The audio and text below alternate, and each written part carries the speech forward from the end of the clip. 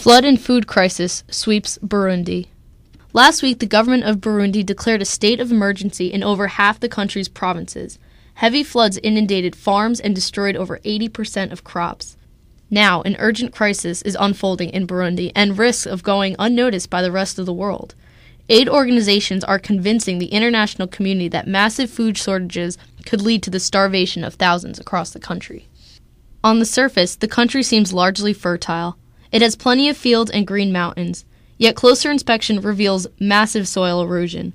In Ngozi, a traditionally food-producing region of staple crops such as maize, sweet potato, and rice are unable to reach maturation. 45% of the population is said to be suffering from chronic malnutrition, and another 7 million risk starvation.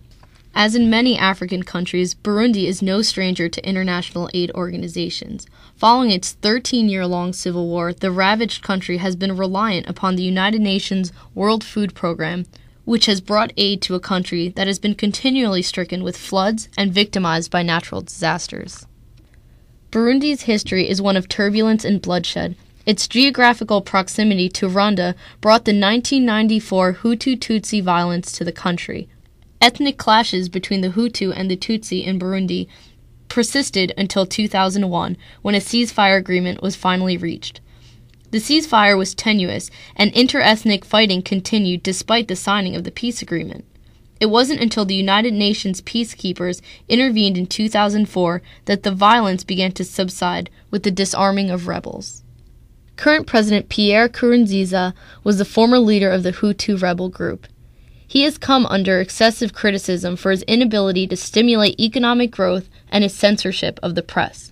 The Burundi government has been accused of diverting international aid. This has caused donors to decrease their donations to the World Food Program. The World Food Program has been calling for an additional $12 million in order to protect the country's citizens from malnutrition through July. Experts from an independent think tank fear the poor governmental structure in Burundi could trigger the ousting of President Nkurunziza, hurling the country into further chaos.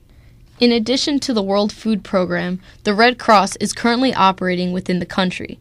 They've been providing aid for the majority of people displaced by the original floods of November. These are said to have destroyed 50 to 80% of crops and rendered the land unusable. The Red Cross and the United Nations are currently providing thousands of vulnerable citizens with mosquito netting, soap, clothing, and water purification chemicals.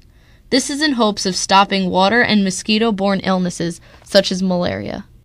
The international community has pressured the government to adapt policies for business and economic development. The requests have fallen on deaf ears. Many farmers in the country have candidly noted that economic development cannot be achieved on empty stomachs.